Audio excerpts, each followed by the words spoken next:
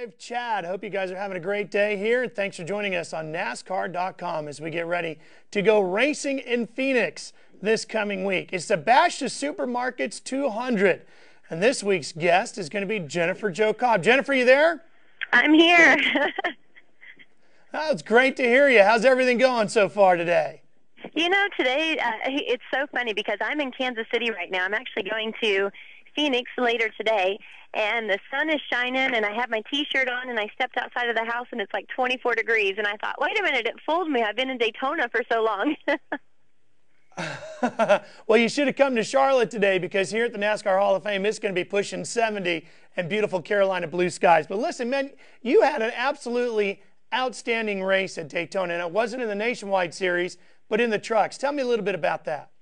You know, we went to Daytona with two missions.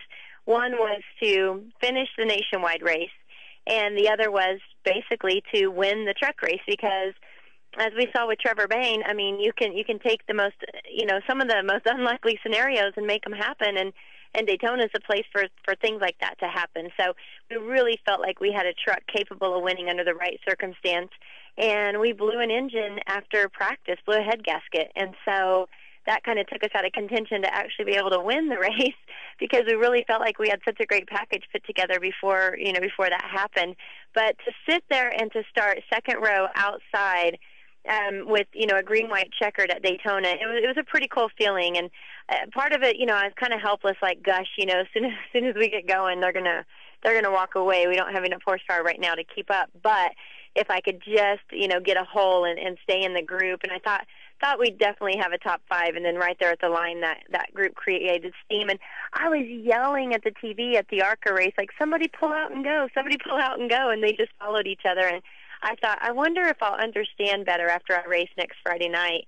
And to a certain extent I do, but there's just not enough time to recover if you do pull out and end up shuffled to the back. So we're pretty happy, but I did not accomplish my mission, so I'm still kind of beating myself up over that. Well, don't beat yourself up too hard because there's a long season to come, and that was an incredible finish, a great top 10. 7th place, wasn't it? It was 6th. 6, okay, see? Even better than I thought. So that's a great, tremendous run, and that's a great momentum builder now heading into Phoenix. And if you have a question for Jo Cobb, go to NASCAR.com right there on the chat. You can enter in your own questions right there. We'll get them on the computer here, and we'll ask them to Jennifer for you. So now as you head into this weekend's race at Phoenix, tell us a little bit about your nationwide program as you get set to chase after that championship this year. Our big thing for the Nationwide Series was to run for Rookie of the Year, and when I checked the box for Nationwide, that was really what was on my mind was the Rookie of the Year deal. Otherwise, I might not have checked that box, and at the time, there really weren't many rookie candidates declaring. And then, of course, Trevor Bayne is somebody that I didn't realize would be declaring for Nationwide Rookie of the Year. So, I think that our goal is to run as many Nationwide Series races as we possibly can and to learn and step up and improve our program. It's been my dream since I was a little girl to race the big leagues of NASCAR, and that dream doesn't end until I get to the Cup level. And I want to do it respectfully like we did in the Camping World Truck Series, and I want to improve like we've shown from last year to this year in that series. And so it's time to start, sort of with some growing pains on the nationwide side. So we're at a new level. We're a small team. We're underfunded. So we'll just start over again and work our way up like I've always pretty much had to do. Well, I think you're off to a good start, and already we have a question for you, Jennifer. This one comes from Brian Harnish. As I see here, Brian, hope I got your last name right. He says, Jennifer, Jo, what did you think of the Daytona repaving, and do you think NASCAR will make any changes to the trucks at Daytona in the future? Absolutely. I think NASCAR will make changes because they made so many changes in 1 week, in 2 or 3 days on all the series with the different size of the openings in the front of the cars and with the different plate changes. And that's one thing in the Nationwide Series. I didn't really have time running back and forth. We don't have golf carts. We don't have big wig assistants. I was like running my own stuff back and forth, between the Nationwide garage and the Camping World Truck Series garage. And that's not to say I didn't have some really great help down there and support.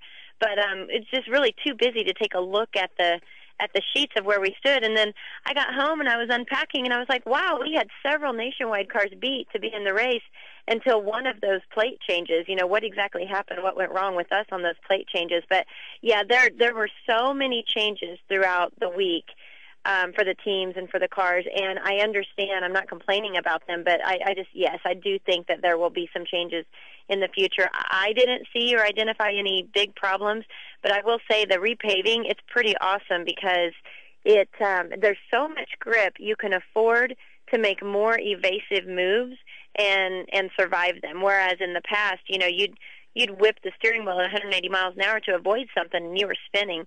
Here, it's a little bit more forgivable. You can actually maneuver and avoid things a little bit better. Huh, interesting. Well, Matt Wickline would like to know, how did you first get started in racing? Your dad's quite a racer himself, isn't he? He is. My dad is 64 years old and still races a dirt modified at Lakeside Speedway. He started racing when I was 3 years old, and I grew up going to dirt tracks across the Midwest and just watching my father do a lot with a very little. I always tell this story. It's we would pull into the racetrack, and it would be my mom, my dad, and myself, and I would turn around and go, wow, look at all those tires on those other people's trailers. Dad, you only have one tire. And he'd say, yep, that's the spare for the trailer. And then he'd go out and he'd beat those guys, you know. So, you know, my dad was my hero growing up. He was my, you know, my racing hero, and I wanted to be like Dad and drive race cars. And so I asked him the other night, I said, did you just try to make it as hard as you possibly could on me to deter me from doing it? Because he really did. And he said, no, I just wanted to make sure you really wanted it. So for 10 years, I worked on my own race cars and was really under the thumb of my dad, who was really making sure that I wanted it. Well, I'm pretty sure I know who your dad's hero is these days as well. John would like to know, what was the problem that you ran into with Kyle Busch, and is this a continuation of problems from last year? I was waiting for someone to answer that because I've done so many interviews this week, and so many fans have asked what the problem was, and nobody in any of the interviews has asked. And so finally, you know, somebody asks it in a forum when I can actually answer, and I did answer on Twitter. And, you know, that's the only place I answered was on Twitter. But essentially, you know, yeah, there was the deal last year where he punted me at Bristol for no apparent reason. I wasn't holding him up. It was a restart. It wasn't like he had to follow me for several laps. And there were no gaps between me and the truck in front of me. And so I had no idea why that happened. There was never anything before that. But since then, it just seems like there's just, you know, little gestures, swerving a little close to me, things like that. But at practice, you know, we got out on the track, and here I am, you know, with a very emotional week, honoring my hauler driver who passed away in December with a truck named after him, Bruce. And my grandpa passed away. It's just, you know, we just wanted to finish really well. And like one of the first laps that I got out to practice, Kyle Busch just cut me off in practice at Daytona, and I just thought it was bull and saw no reason for it. And after that caution, he come around, you know, just super fast on a caution. The wreck happened over in 1 and 2. He flew by the field on the high side through 3 and 4 and swerved over at me and cracked his engine. And I just felt like it was just another one of those moves where he's just trying to mess with me. It probably in hindsight wasn't, but I was just extremely emotional that day and was not in the mood to put up with anything. And so I just pulled up next to him, cracked my engine just like he'd done to me, and I pointed at him, and everybody's like, what'd you say to him? And I'm like, well, I'm not that stupid. He can't hear me. I didn't say anything. I just pointed to him like, I'm not taking it this year. You know, I just